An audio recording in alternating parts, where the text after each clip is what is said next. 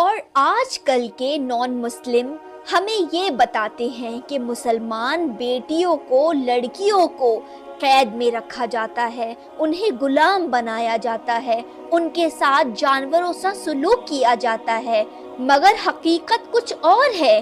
ہمارے نبی پاک نے بیٹیوں کے بارے میں، بیٹیوں کی تربیت کے بارے میں کیا کیا نہیں کہا، بیٹیوں کو کتنا بلند مرتبہ دلایا ہے۔ اگر کوئی مسلمان ہمارے نبی پاک کی حدیثوں پر نہیں چلتا ہے، ان کے بتائے ہوئے راستے پر نہیں چلتا ہے، تو کیا یہ جو کمی ہے یہ انسانوں کی کمی ہے یا پھر ہمارے مذہب کی کمی ہے؟ اگر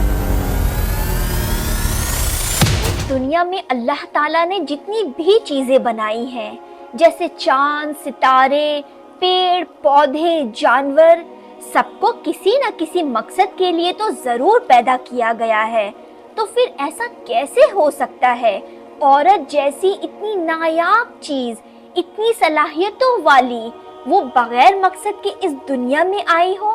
میری پیاری بہنوں، ہم عورتوں کا بھی بہت اہم کردار ہے ہمارے اس معاشرے میں، ہماری فیملی میں، بلکہ اس پوری دنیا میں عورت سب سے اہم کردار رکھتی ہے۔ اللہ تعالیٰ نے مرد اور عورتوں کو اس دنیا میں ایک خاص مقصد کے لیے بھیجا ہے، جن میں اللہ تعالیٰ نے سب سے پہلے حضرت آدم علیہ السلام کو بھیجا۔ وہ اس دنیا کے پہلے مرد تھے، اور اس کے بعد اللہ تعالیٰ نے ماں حوا علیہ السلام کو اس دنیا میں بھیجا، تو اس طرح سے وہ دنیا کی پہلی عورت تھی۔ ہماری سوسائٹی میں جتنی بھی عورتیں ہیں وہ کچھ نہ کچھ کردار ضرور رکھتی ہیں، مگر یہاں پر ہم مسلمان عورتوں کو اس بات کا بھی خیال رکھنا چاہیے کہ ہمارا اسلامک کردار کس طرح ہے، اور ہمیں ہر حال میں اپنے دین کو فالو کرنا ہے، کیونکہ ہمیں دنیا تو سنبھالنی ہے مگر اپنے اللہ کو بھی راضی کرنا ہے۔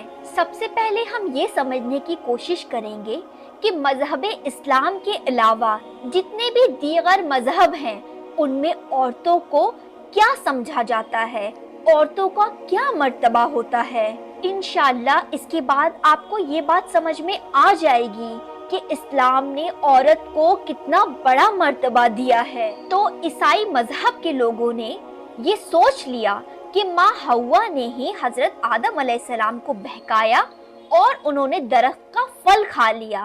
اسی وجہ سے مذہب عیسائیت میں عورتوں کو پیدائشی مجرم سمجھا جاتا ہے۔ اور جو بودھ مذہب کے لوگ ہوتے ہیں، بدھزم میں یہ کہا جاتا ہے کہ اگر آپ اپنی زندگی میں کامیابی چاہتے ہیں، سکون چاہتے ہیں، شانتی چاہتے ہیں، تو آپ عورتوں سے کنارہ کشی کر لیں۔ اور ایرانی سماج میں عورتوں کو ایک پراپرٹی کی طرح استعمال کیا جاتا ہے کہ مرد جس طرح چاہے عورتوں کا استعمال کرے اور انہیں چھوڑ دیں۔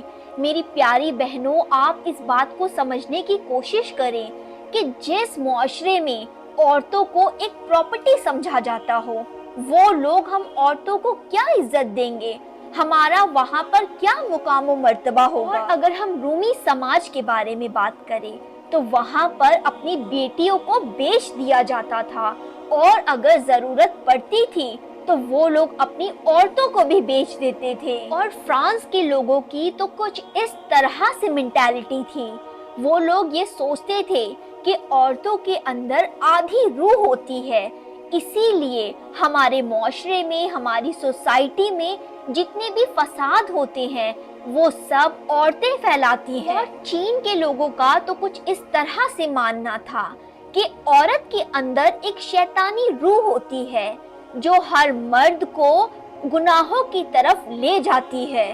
اور جاپان میں عورتوں کی روح کو، عورتوں کو ناپاک سمجھا جاتا ہے، اسی لیے انہیں عبادت گاہوں سے دور رکھا جاتا ہے۔ اور ہندو مذہب میں یہ فرض تھا کہ وہ پوری زندگی اپنے پتی کی خدمت کرے، اپنے شوہر کی خدمت کرے۔ جس وقت نبی پاک صلی اللہ علیہ وسلم کو جزیرہ عرب میں بھیجا گیا، اس وقت وہاں پر بھی لڑکیوں کی بیچ و فروخت ہوتی تھی، لوگ ضرورت پڑنے پر اپنی عورتوں کو بھی بیچ دیتے تھے۔ اس وقت عرب کا تو اتنا برا حال تھا، ایک مرد جتنی چاہتا شادیاں کرتا، جتنی بار چاہتا طلاق دیتا، کوئی وہاں پر لمٹ نہیں تھی۔ اور عرب میں عورتوں کے ساتھ اتنا برا سلوک کیا جاتا تھا کہ جیسے اگر کسی کا شوہر انتقال کر گیا تو اس عورت کو مکہ مکرمہ سے دور ایک کال کوٹری میں رکھا جاتا اور اسے پورے 2 سال تک وہاں پر رکھا جاتا۔ جزیرہ عرب میں تو اتنا برا حال تھا کہ وہاں پر جب بیٹی پیدا ہوتی، جب دائی خوشی سے بتاتی کہ تمہارے گھر بیٹی پیدا ہوئی ہے، تو مرد حضرات کیا کرتے؟ غم زدہ ہو جاتے، غم سے اپنی نظریں نیچے جھکا لیتے اور مایوس ہو جاتے۔ دنیا کی ہر مذہب کی تاریخ گواہ ہے کہ دنیا میں عورتوں کا کوئی بھی مقام و مرتبہ نہ تھا۔ چاروں طرف عورتوں پر ظلم و ستم کے پہاڑ ڈھائے جا رہے تھے۔ تب اللہ تعالیٰ نے ہمارے پیارے نبی صلی اللہ علیہ وسلم کو اس دنیا میں بھیجا۔ رسول اللہ صلی اللہ علیہ وسلم اس دنیا میں اسلام کی نعمت لے کر تشریف لائے اور ہمارے پیارے نبی پاک صلی اللہ علیہ وسلم عورتوں کے لیے فرشتہ ثابت ہوئے۔ تم لوگ جن عورتوں کی بے عزتی کرتے ہو، عورتوں کو گندی چیز سمجھتے ہو، جب ضرورت پڑے تو انہیں استعمال کرتے ہو، کیا تم لوگ نہیں جانتے کہ وہ عورت ایک ماں بھی ہے؟ اور جن عورتوں کی تم بے عزتی کرتے ہو ان میں سے ایک تمہاری ماں ہے، اور کیا تم نہیں جانتے کہ ماں کے پیروں کے نیچے جنت ہے؟ اور نبی کریم نے ان لوگوں کے لیے فرمایا، اے لوگوں، بیٹی کی پیدائش پر غم منانے والے، بیٹی پیدا ہوتے ہی منہ کو جھلا لینے والے، اے لوگوں، اس بات کو یاد رکھو، یہ وہی بیٹی ہے، اگر تم اس کی اچھی تربیت کرو گے، اسے اچھی تعلیم دو گے، اس کی خدمت کرو گے، اور اگر تم اس کا نکاح کرا دو گے تو تم جان لو تمہیں جنت جانے سے کوئی نہیں روک سکتا، یہی تمہاری بیٹی تمہارا جنت جانے کا ذریعہ بنے گی۔ اور آج کل کے نان مسلم ہمیں یہ بتاتے ہیں کہ مسلمان بیٹیوں کو، لڑکیوں کو قید میں رکھا جاتا ہے، انہیں غلام بنایا جاتا ہے، ان کے ساتھ جانوروں سا سلوک کیا جاتا ہے، مگر حقیقت کچھ اور ہے۔ ہمارے نبی پاک نے بیٹیوں کے بارے میں، بیٹیوں کی تربیت کے بارے میں کیا کیا نہیں کہا، بیٹیوں کو کتنا بلند مرتبہ دلایا ہے۔ اگر کوئی مسلمان ہمارے نبی پاک کی حدیثوں پر نہیں چلتا ہے، ان کے بتائے ہوئے راستے پر نہیں چلتا ہے، تو کیا یہ جو کمی ہے یہ انسانوں کی کمی ہے یا پھر ہمارے مذہب کی کمی ہے؟ نبی کریم نے تو یہاں تک فرمایا ہے کہ جو انسان بیوہ عورت کی خبر گیری کرے، اس کی مدد کرے، اس کا نکاح کروائے، اس سے بہتر کوئی انسان ہو ہی نہیں سکتا۔ میری پیاری بہنوں، آپ اس بات پر غور کرو کہ اسلام نے عورتوں کو جتنا بلند مرتبہ دیا ہے، کیا کسی اور مذہب نے عورت کو اتنا بلند مرتبہ دیا ہے؟